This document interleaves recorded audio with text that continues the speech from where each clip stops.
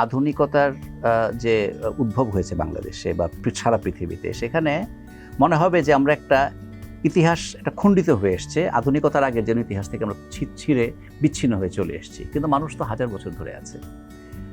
তো সেই সময়ও হয়েছে। তো আধুনিকতা আমাদেরকে একটু খর্বও করেছে, অনেক কিছু দিয়েছে, আবার অনেক কিছু কেড়েও নিয়েছে একই সঙ্গে।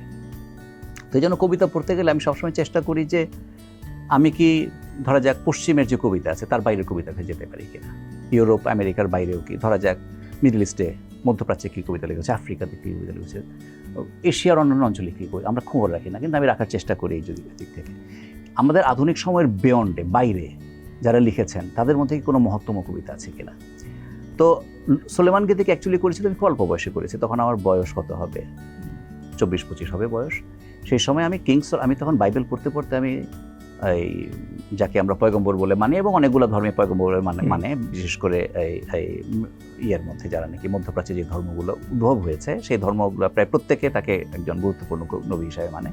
তো তার বইটা পড়ে আমি কাব্যিক শক্তিতে আমি ছিন্ন ভিন্ন হয়েছি অল্প বয়সে।